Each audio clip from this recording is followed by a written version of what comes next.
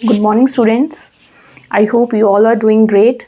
Welcome to my channel Level Up Psychology. I am Monica Ahlawat, and in last class of 12th class psychology, first chapter, we discussed about the IQ, how IQ is calculated, mental age क्या होती है, chronological age क्या होती है, and आज हम करेंगे IQ का distribution, normal distribution of IQ scores कैसे होता है इन the form of a graph, उसको आज हम स्टडी करेंगे। आई होप आप लोगों ने IQ को अच्छे से समझा होगा, उसके फॉर्मूला को, and it is very simple also. So I just revise it for you कि IQ जो होता है हमारा, वो होता है mental as upon chronological age into 100। Okay, तो जैसे जैसे मेंटल एज आपकी ज़्यादा होगी एंड क्रोनोलॉजिकल एज, अगर दोनों ये इक्वल होंगी तो आपका IQ आएगा 100। मेंटल एज अगर क्रोनोलॉजिकल एज से ज़्यादा होगी तो IQ आपका मोर देन 100 चला जाएगा, and in case mental as less than chronological age होगी तो IQ आपका बिलो 100 चला जाएगा। एंड जो एवरेज पॉपुलेशन होती है हमारी, उसका IQ जो होता है वो 100 होता है। ये हमने लास्ट क्लास में पढ़ा था। ओके, आई होप ये आपको क्लियर है कंसेप्ट। तो आज हम ये स्टडी करेंगे कि एक जो हमारे पास एक नॉर्मल पॉपुलेशन है कहीं की भी, उसमें हर बंदे का जो IQ स्कोर है, अगर हम उसको एक ग्राफ की फॉर्म में रिप्रेजेंट करें कि वो कितने लोगों का कितना है, कितने लोगों का कितना है, सो दैट कि हमें उसे समझने में या उसे रिप्रेजेंट करने में आसानी हो। ठीक है, तो सबसे पहले तो मैं आपको एक ये चीज़ भी बोल दूं कि बीइंग अ साइकोलॉजिस्ट स्टूडेंट, ये बात आपके बहुत आगे तक काम आएगी इन योर साइकोलॉजी करियर, कि बीइंग अ साइकोलॉजी स्टूडेंट आपको ये जो डेटा कलेक्शन या डेटा रिप्रेजेंटेशन, स्टैटिस्टिक्स, ये चीज़ आपके साथ साथ चलेंगी। तो इस टाइप के जो सब्जेक्ट्स हैं उनको भी आप साथ के साथ समझते चलना, एंड इनको अगर आपने पीछे छोड़ दिया तो it will be little difficult to grow in this career, क्योंकि आप जितना ज़्यादा आगे स्टडी करते हैं, रिसर्च करते हैं, तो आपको more and more of data collect करना होता है। एंड डेटा को ऑफ कोर्स आप, अगर आपने एक पॉपुलेशन सपोज, इवन कम से कम डेटा भी अगर आपने सपोज 100 लोगों का कलेक्ट किया, तो उसको रिप्रेजेंट करने के लिए आप 100 टाइम्स नहीं बताओगे किसी को कि ये है, और फिर उससे कोई कंक्लूजन भी नहीं डेराइव होगा, राइट। तो उसको रिप्रेजेंट करने के लिए, उसको कंक्लूड करने के लिए हमें हमेशा ये जो डेटा या स्टैटिस्टिक्स से रिलेटेड सब्जेक्ट्स होते हैं उनकी नॉलेज होना बहुत ज़रूरी है। और इनफैक्ट आई वुड से कि आजकल जो टाइम आ रहा है, राइट, जिसमें AI या जो अदर टूल्स हैं, they are even faster than human capabilities, right. तो ऐसे सिनेरियो में बहुत ज़रूरी है कि हमको भी उनको अडेप्ट करना चाहिए, या हमारी भी उतनी स्किलिंग होनी चाहिए, स्किल सेट हमारे पास होने चाहिए कि हम उनको यूज़ कर सकें। एंड इस टाइप के जो टूल्स आते हैं, जैसे R हो गया, पाइथन लैंग्वेज हो गया, तो ये सब आप ज़रूर सीखें। अभी से अगर स्टार्ट कर देंगे इन चीज़ों को तो it will be very beneficial for you. और बेनिफिशियल क्या, it is the need of the our.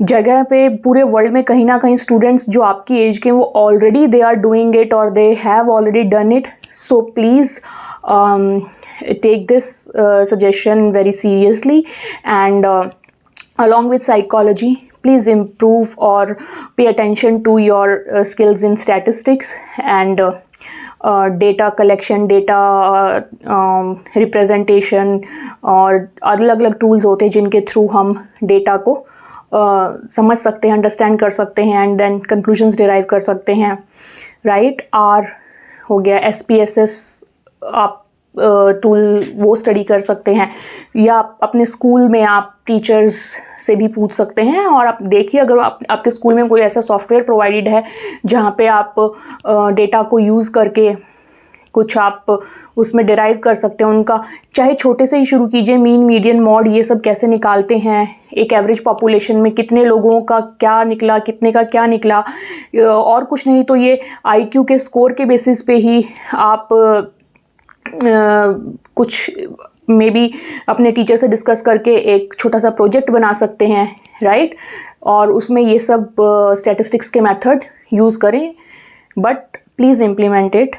Okay, so it was little I would say not exactly out of the track discussion. It was really important, but let's come back to the distribution of IQ scores जो आज हम study करना चाह रहे हैं कि हमारे पास suppose एक पॉपुलेशन का IQ स्कोर है और उसको हमें डिस्ट्रीब्यूशन देखना है उसका, कैसे उसको रिप्रेजेंट करेंगे. ठीक है, तो distribution of IQ scores in the population, ये आपका टॉपिक है, आप समझिए.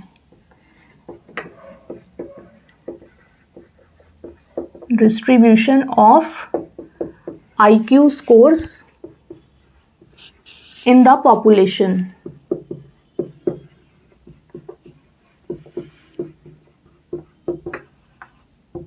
ओके, अब इसमें IQ स्कोर क्या होता है वो तो हमने निकालना सीख लिया. ओके, अब डिस्ट्रीब्यूशन का क्या मतलब हो गया कि कैसे वो डिस्ट्रीब्यूट है. ठीक है, कि कहाँ पे कम है, कहाँ पे ज़्यादा है, कहाँ पे उससे ज़्यादा है, या कहाँ पे सबसे कम है, सबसे ज़्यादा है, इस तरीके से कैसे वो डिस्ट्रीब्यूटेड है इन द पॉपुलेशन. पॉपुलेशन में आपको हर प्रकार के लोग मिलेंगे, राइट? तो ये हमारा टॉपिक है. अब कोई भी पॉपुलेशन में क्या है कि सबसे ज़्यादा जो संख्या होती है वो एक एवरेज टाइप के लोगों की होती है, राइट? इसीलिए आपने कभी देखा होगा कि किसी भी पॉपुलेशन को जो एक तरीके से हम जानते हैं या डिनोट करते हैं, तो वो वहाँ का जो एक एवरेज होता है या जो मास पॉपुलेशन का जो एक फेस निकल के आता है, उसके थ्रू हम उस जगह को, उस पॉपुलेशन को हम अपने दिमाग में जानते हैं. तो IQ स्कोर भी किसी भी पॉपुलेशन का जो सबसे ज़्यादा स्कोरिंग, सबसे ज़्यादा लोगों की जो स्कोरिंग रहती है वो रहती है नॉर्मल IQ, यानी कि एवरेज IQ, जो कि क्या हो गया हमारा 100. ठीक है, तो किसी भी पॉपुलेशन में सबसे ज़्यादा जो IQ पाया जाएगा लोगों का, वो पाया जाएगा 100. ऐसे बहुत सारे लोग होंगे जिनका कि IQ 100 होगा. अब फिर कुछ ऐसे लोग होंगे जिनका IQ उस 100 से थोड़ा सा ज़्यादा होगा, किसी का थोड़ा सा कम होगा. फिर कुछ ऐसे भी होंगे जिसका उससे भी ज़्यादा होगा और कम में थोड़ा सा और कम होगा. और कुछ एक्सट्रीम ऐसे आएंगे कि जिनका IQ बहुत ही एक्सेप्शनल लेवल का होगा. ओके, एंड कुछ ऐसे आएंगे कि लोग जिनका कि IQ बहुत ही यूँ से कि लो लेवल का होगा. ओके, लेकिन ये जो एक्सट्रीम्स हैं ये होती हैं हमारी बहुत कम, और जो सबसे ज़्यादा होती है किसी भी पॉपुलेशन में वो होती है एवरेज. ठीक है, कि सबसे ज़्यादा उनका 100 जो आता है वो होता है. तो ये हमने मोटा मोटा समझ लिया है कि कैसे तो डिस्ट्रीब्यूशन होता है, कि बहुत मैक्सिमम लोग एवरेज होते हैं, एवरेज टाइप के होते हैं, कुछ उनसे ज़्यादा अच्छे होते हैं, कुछ कम अच्छे होते हैं, फिर कुछ उन अच्छे से ज़्यादा अच्छे होते हैं और कम से ज़्यादा कम होते हैं, इस टाइप से. अब हम इसको एक अगर रिप्रेजेंट करने लगे इसी चीज़ को जो मैंने अभी बोली, तो उसको हम कैसे रिप्रेजेंट करेंगे? उसके लिए हमारा एक ग्राफ फॉर्म होगा. ओके, इन्हीं चीज़ों को, इन्हीं डेटा को अगर हमें रिप्रेजेंट करना है तो उसके लिए हम एक ग्राफ बनाएंगे, और वो जो ग्राफ है वो कहलाता है बेल शेप्ड कर्व या फिर आपका normal curve. Okay, so let's say ये आ गया आपका रिप्रेजेंटेशन हम करेंगे यहाँ पे.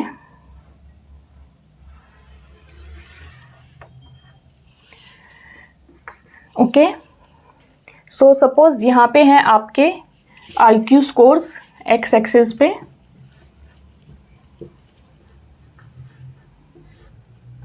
ओके, और यहाँ पे है आपकी पॉपुलेशन. तो पॉपुलेशन अगर होगी तो उसको क्या लिखेंगे हम? Number of persons. ओके, तो Y एक्सिस पे आएगा आपका नंबर ऑफ पर्सन्स, एंड इसका जो ग्राफ बनेगा वो आएगा आपका bell shaped curve. Sometimes it is very difficult to draw on the board then the paper. या now it is little bit fine. Okay, तो आपको क्योंकि वो ऐसे दिखाना था कि सबसे ऊपर तो है जो आपकी एवरेज पॉपुलेशन, एंड देन वो ऐसे ऐसे जाता जाएगा आपका this is the main point. तो आप भी यही सब सोच के इसको ड्रॉ करना जब करना हो क्लास में, एग्ज़ाम में। तो अब जो सबसे ज़्यादा इसका नंबर ऑफ ये है आपके नंबर ऑफ पर्सन्स। ओके, तो यहाँ पे नंबर ऑफ पर्सन्स आपके इंक्रीज करते जाएंगे। तो सबसे ज़्यादा नंबर ऑफ पर्सन्स कहाँ आ रहे हैं? इस आपके इस पॉइंट पे आ रहे हैं, राइट। तो यहाँ पे जो आपका IQ स्कोर होगा, IQ स्कोर जो यहाँ पे होगा वो कितना होगा? 100 होगा, राइट।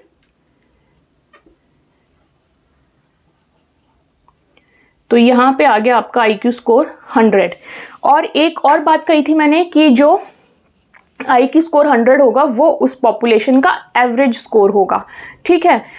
तो अब एवरेज ज़्यादातर हम इसकी लेंगे तो एक साइड आपकी आ जाएगी, इससे थोड़ा सा अगर हम आगे बढ़ेंगे तो 110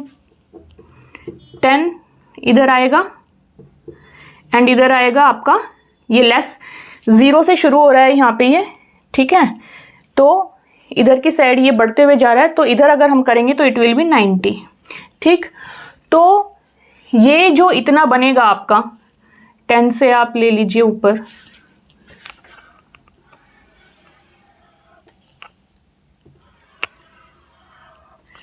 ओके।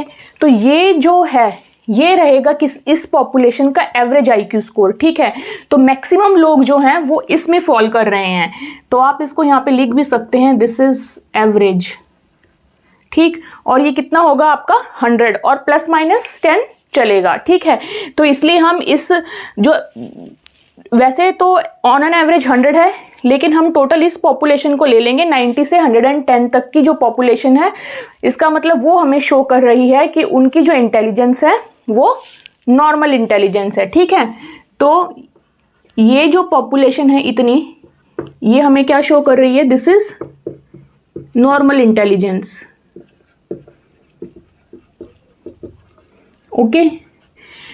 एंड अगर मैं बात करूं कि ये पूरी पॉपुलेशन यहां तक है, तो sorry this is IQ score, अगर मैं बात करूं पूरी पॉपुलेशन अगर यहां तक है, ठीक है, तो इसमें जो पॉपुलेशन आ जाएगी ना आपकी, वो लगभग पूरी पॉपुलेशन का 50% आएगी, ठीक है। तो आप समझ सकते हैं कि क्योंकि ये एवरेज है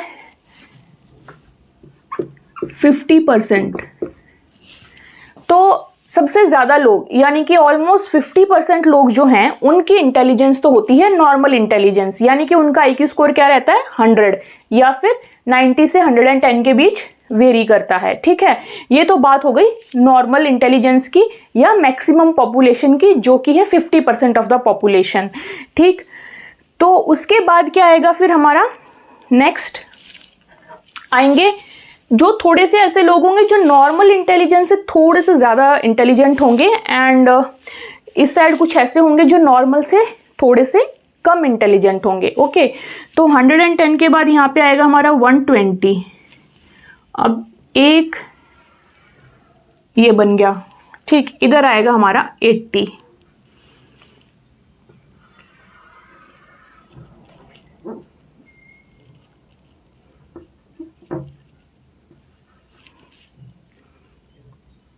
ओके। तो अब हमारे पास और थोड़ी सी पॉपुलेशन की बारी आ गई। ये क्या होंगे? अगर ये नॉर्मल है या फिर ये एवरेज है तो ये अबव एवरेज एंड ये बिलो एवरेज होंगे, सीधी सी बात है, राइट। तो इस वाले को हम कहेंगे, जो ये हिस्सा है ये आ गया आपका हाई एवरेज इंटेलिजेंस में। High average means above average, okay. ये था हमारा एवरेज, तो ये आ गया आपका हाई एवरेज इंटेलिजेंस। एंड ये कितना परसेंट होगा? ये होगा 16.1% ऑफ द पॉपुलेशन, ठीक है, 16.1%। अब 50% कुछ पॉपुलेशन की नॉर्मल इंटेलिजेंस थी, 16.1 के आसपास की जो पॉपुलेशन है उसकी जो इंटेलिजेंस है वो अबव एवरेज है, ठीक है, यानी कि इन 50% लोगों से ज़्यादा इंटेलिजेंट हैं ये। और फिर कुछ लोग आते हैं ये इधर, ठीक है, जिनका IQ इधर 80 तक आता है, 90 से बिलो है एंड 80 तक आता है। तो वो क्या कहलाएंगे, लो एवरेज या बिलो द एवरेज।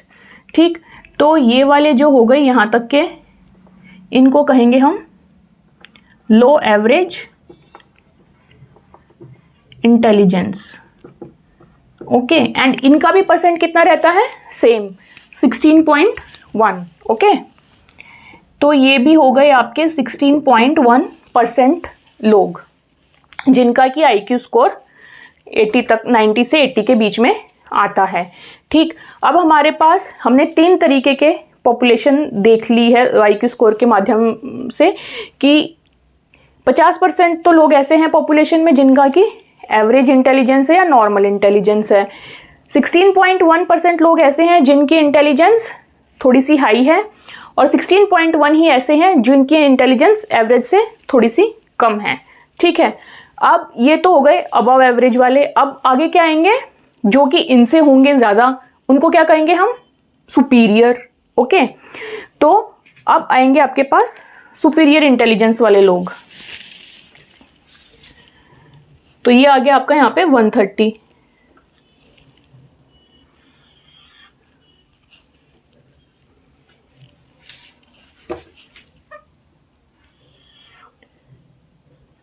ओके, तो हाई एवरेज के बाद यहाँ पे आ गई हमारी सुपीरियर वालों की पॉपुलेशन, जिनका IQ स्कोर 120 के बाद अबव है एंड 130 तक जाता है।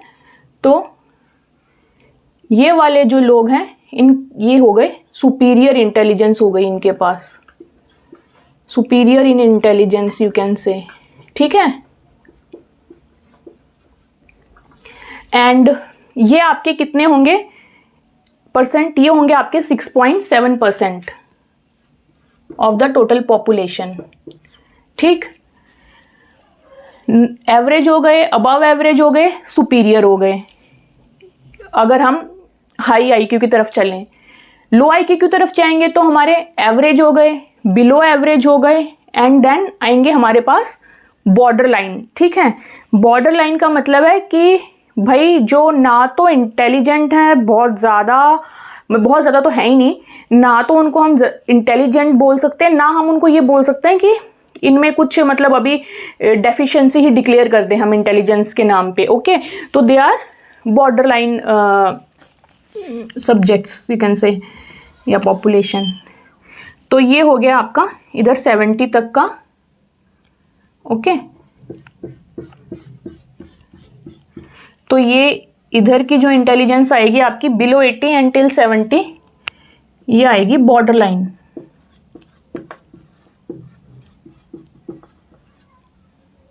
एंड इसका भी परसेंटेज क्या रहेगा, सेम 6.7%। ओके, अब यहां तक की बात हो गई। अब लगता है कि कुछ और बचा है, ऑफ कोर्स बचा है। ठीक है, कि सुपीरियर भी चलो ठीक है भाई, अबव एवरेज से थोड़े से आ गई, लेकिन ऐसे भी तो लोग होते हैं ना जो कि एक्सेप्शनली होते हैं, मतलब जिनका कोई मुकाबला ही नहीं होता। हमें लगता है कि गॉड गिफ्टेड है ये, तो इनसे तो compete करना is like next to impossible. ठीक है, जैसे हम कहते हैं ना कि मेहनत तो सब कुछ होती ही है, बट कुछ लोग ऐसे होते हैं जो कि गॉड गिफ्टेड होते हैं, एक्स्ट्रा ऑर्डिनरी होते हैं, एक्सेप्शनल होते हैं, राइट। वैसे ही एक दूसरा केस बनता है जिसमें कि कुछ लोग मतलब इंटेलिजेंस डेफिसिट होते हैं, राइट। वो भी, उनको भी पॉपुलेशन के साथ compete करवाना या फिर कंपेयर करना इज़ नॉट लाइक वो जायज़ नहीं है, right. It is not good to do that thing. तो ये एक तरीके से इनको आउटलायर्स भी बोलते हैं या इनको एक्सट्रीम पॉइंट्स भी बोलते हैं किसी भी पॉपुलेशन में। तो ये सब चीज़ें होती हैं। तो नेक्स्ट आएगा हमारा कौन सा पार्ट, जिसमें कि एक्स्ट्रा ऑर्डिनरी या वेरी सुपीरियर यू कैन से, एक्सेप्शनल टैलेंट, इंटेलेक्चुअली गिफ्टेड, उस टाइप के लोग। तो आएगा ये आपका 130 से, इसका कोई लिमिट नहीं है फिर आगे, ठीक, कि मैं ऐसे कहूँ कि जिनका IQ 130 से 140 के बीच में, नहीं। अब इसके बाद 130 के ऊपर जिसका IQ है उसको हमने सबको उसमें हमने मान लिया कि भाई जिसका भी 130 से ऊपर है सारे ही बहुत सुपीरियर है, एंड आगे उसकी कोई ऐसे गिनती नहीं है, ठीक।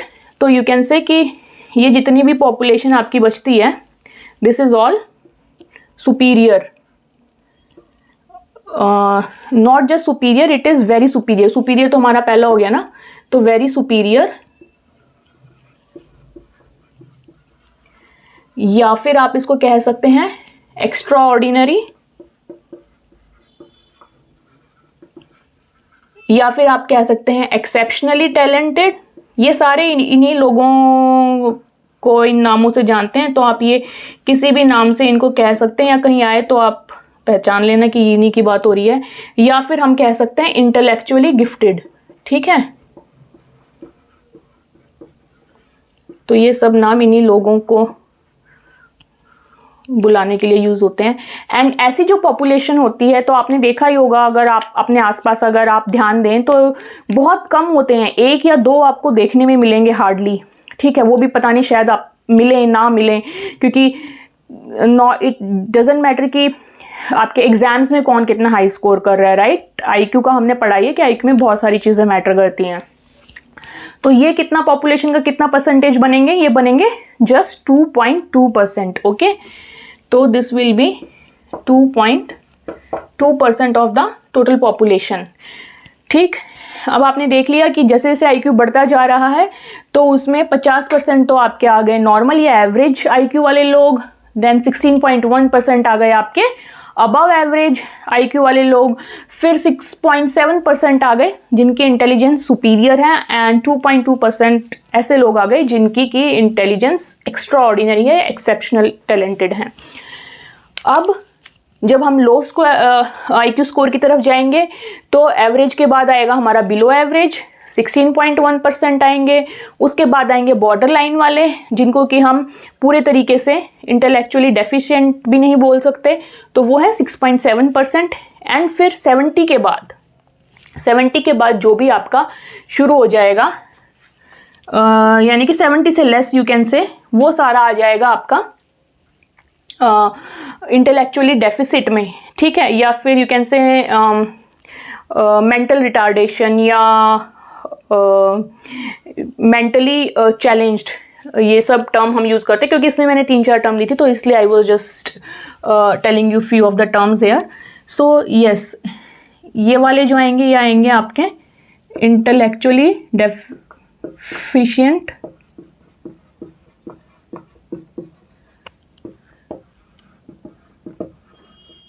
या फिर mentally retarded.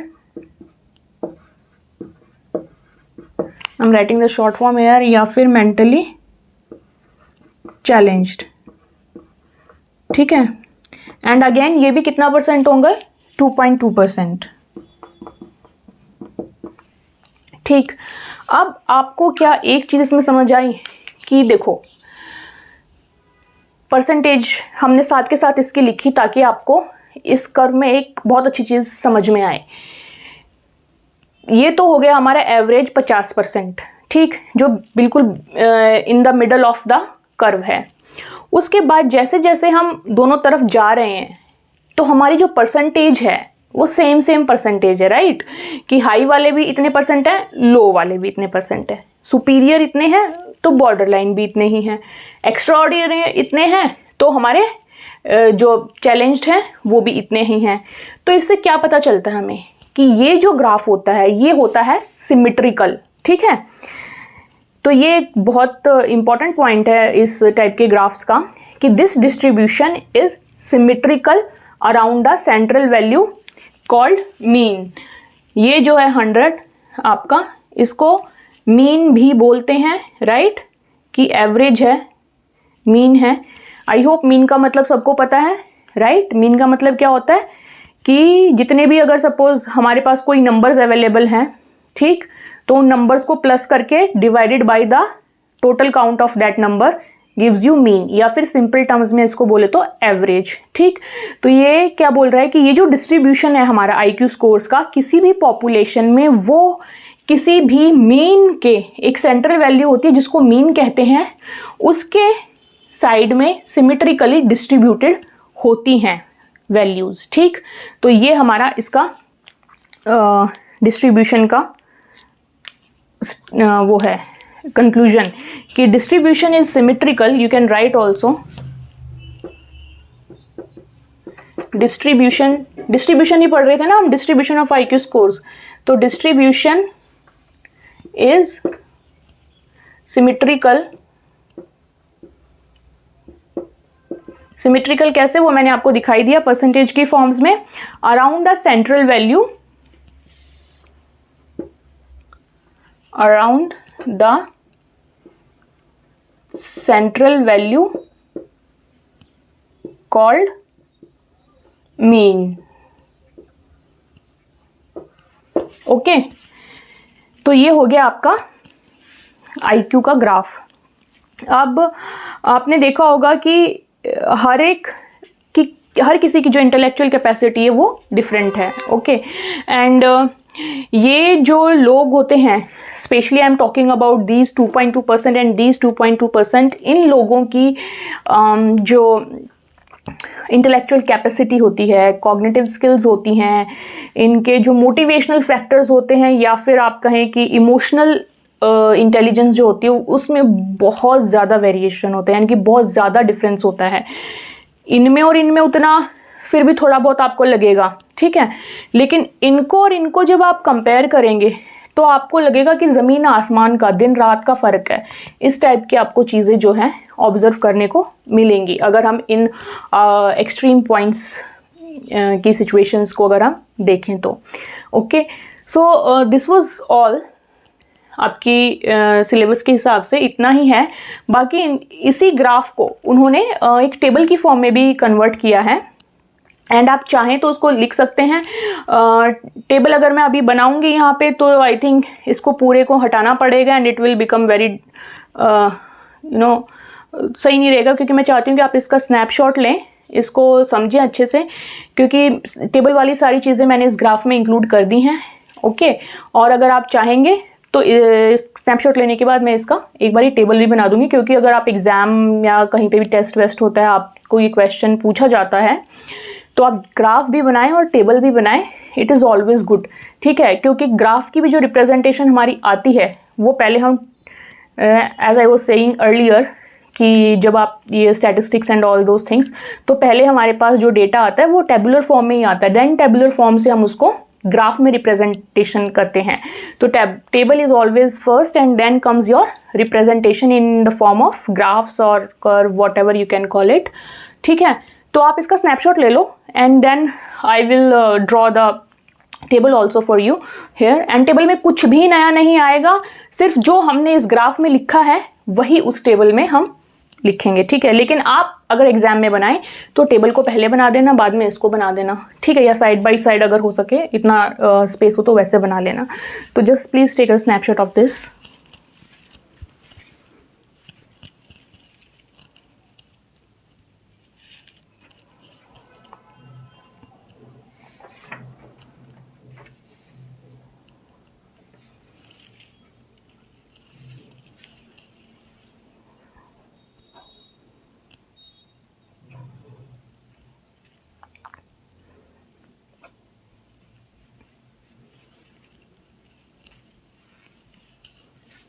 Okay, I think it's done, and I don't think इसको रिवाइज करने की ज़रूरत है, क्योंकि every time when I was going to another section of the curve तो मैं इसको रिवाइज ही कर रही थी, राइट। तो अब हम चलते हैं टेबल की तरफ। So I will just remove it now. Okay,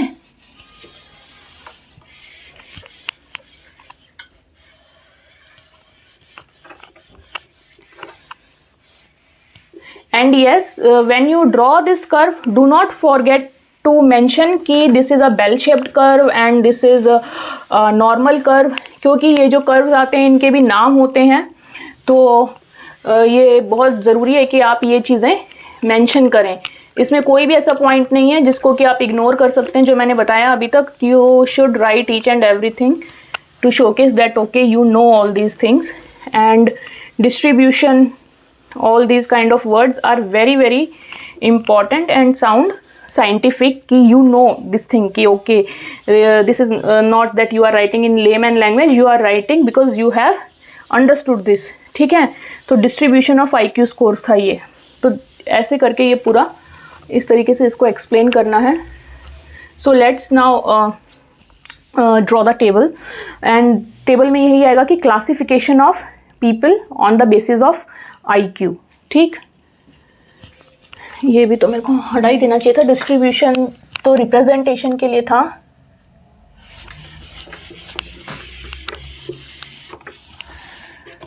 तो ये आ जाएगा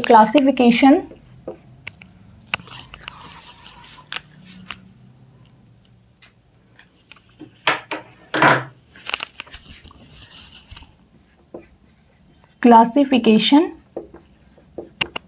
of people on the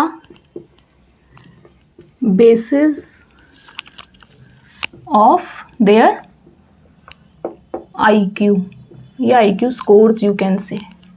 ठीक है,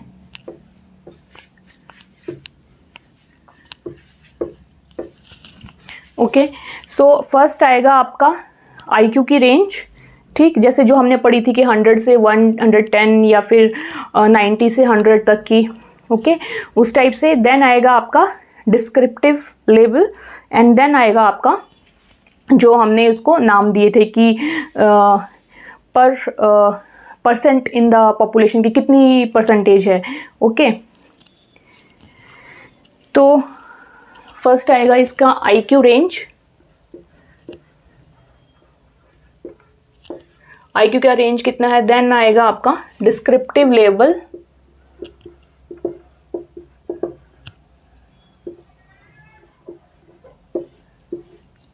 एंड देन आएगा आपका परसेंटेज इन द पॉपुलेशन, कि पॉपुलेशन में इसकी परसेंटेज जो है कितनी आती है। ठीक है, तो जितना भी हमने अभी पढ़ा था बस हम उसी को ही यहाँ पे लिखेंगे, उससे ज़्यादा हम यहाँ कुछ नहीं लिखने वाले हैं। ठीक, तो सबसे पहले एक्सट्रीम से शुरू हो जाते हैं। अबव 30 था, ठीक है, सॉरी अबव 130 था। ठीक, तो ये आ गया आपका अबव 130 वाले, ओके। इनको हमने डिस्क्रिप्टिव लेवल इनका क्या दिया था हमने डिस्क्राइब करने का लेबल, कि ये या तो वेरी सुपीरियर हैं, एक्सेप्शनली टैलेंटेड हैं, इंटेलेक्चुअली गिफ्टेड हैं, एक्स्ट्रा ऑर्डिनरी हैं, राइट। तो वो सब चीज़ें आप इसमें लिख सकते हैं। फिलहाल मैं एक ही वर्ड लिख रही हूँ, वेरी सुपीरियर। ठीक है, वेरी सुपीरियर। याद होगा 130 से अबाउ था इनका IQ स्कोर, एंड ये कितने परसेंट थे, 2.2%। ठीक है, बस यही चीज़ें आपको इसमें लिखनी है जो हमने अभी पीछे पढ़ी हैं। उसके बाद थोड़ा सा और नीचे आएंगे तो कितना आएगा, 120 to 130 वाला। ठीक, तो ये आएगा आपका 120 से 130 के। और ये कौन थे फिर, ये थे सुपीरियर वाले, जिनकी इंटेलिजेंस थी सुपीरियर। तो यहाँ पे आ जाएगा सुपीरियर। और ये कितने थे हमारे, ये थे 6.7%, ओके। तो ये आ गया आपका 6.7%। अब इससे और इसे हम नीचे जाते जा रहे हैं, राइट। तो अब कौन से होंगे, अब होंगे आपके 110 से 119 तक, क्योंकि 120 तो इसमें इंक्लूड हो गया, राइट। तो 110 से आएंगे आपके 119 तक। ठीक, तो ये कौन थे, ये थे जो कि अबव एवरेज थे। ठीक, यानी कि हाई एवरेज हमने इसको नाम दिया था। ये आ गए हाई एवरेज, एंड ये कितने थे, ये थे हमारे 16.1% of the total population, okay. अब क्या आएगा, अबव एवरेज वाले आ चुके, अब आएंगे हमारे एवरेज, यानी कि नॉर्मल पॉपुलेशन जो थी। और वो कितनी थी, वो मैंने आपको बताई थी, 10 इस साइड 100 के और 10 इस साइड, राइट। यानी कि 90 से लेके इधर आपके कितने बन जाएंगे, ये इधर 109 तक, क्योंकि 110 तो हमारा इधर आ गया है। ठीक है, तो 109 तक बन गया। इसमें आएंगे आपके नॉर्मल इंटेलिजेंस, ठीक, या फिर यू कैन से एवरेज। एंड इसमें आपका परसेंटेज कितना हुआ, ये था हमारा 50%, सबसे ज़्यादा। ठीक, अब आएंगे हमारे इससे बिलो 10, हम उससे हट जाएंगे तो कितना बनेगा हमारा 82 89, ठीक है, 90 को इधर हमारा काउंट हो चुका है, तो 80 to 89 आ जाएगा। अब ये 80 to 89 वाले कौन से होंगे? एवरेज से। अब जो ये चीज़ें ऊपर चली हैं वही चीज़ें लो कैटेगरी में नीचे आ जाएंगी, तो एवरेज से इधर क्या हो जाएगा? लो एवरेज। ओके, एंड ये कितना हो जाएगा? अगेन जो हाई एवरेज का परसेंटेज है हमारा वही आएगा 16.1, ठीक। अब आ जाएगा हमारा इधर 70 से 79 का, ठीक, 10 और नीचे 70 से 79, क्योंकि 80 इधर आ गया तो 79 तक हम लेंगे 10, ठीक। तो अब ये कौन से होंगे? ये आएंगे हमारे बॉर्डर लाइन वाले। सुपीरियर के जो कॉम्प्लीमेंट्री में था वो क्या था? बॉर्डर लाइन, ठीक। तो इधर आ गया बॉर्डर लाइन, और इनका भी सेम परसेंटेज होगा एज दैट ऑफ सुपीरियर, कितना? 6.7, ठीक, 6.7%। उसके बाद आएगा हमारा बिलो 70, मैंने बोला था, राइट। तो ये बिलो 70 से नीचे जिनका भी आएगा, they will be considered as mentally challenged या रिटार्डेड, या फिर you can say intellectually deficient. तो you can say mentally challenged, and इनका भी जो परसेंटेज आएगा वो आएगा 2.2%, ठीक। तो ये आ गई आपकी टेबल।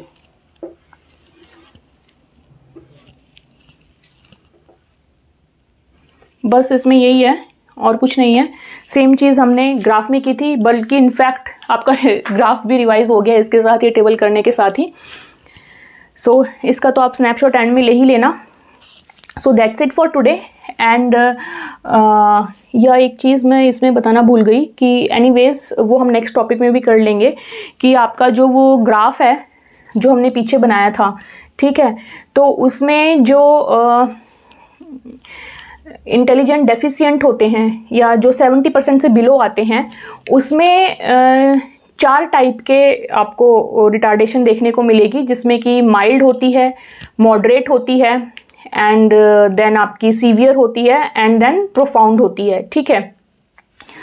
तो it's okay, I will include that in the next topic. वैसे भी नेक्स्ट टॉपिक हमें वो ही पढ़ना है।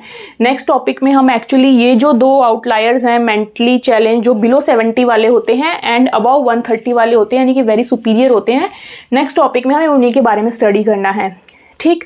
तो बट आप जब वो ग्राफ बनाएं एग्जाम में तो आप उसमें वो चीज़ें इंक्लूड कर सकते हैं, एंड नेक्स्ट टाइम जब मैं इस टॉपिक को करूँगी तो उसको उस ग्राफ में इंक्लूड करके मैं आपको दिखा दूँगी।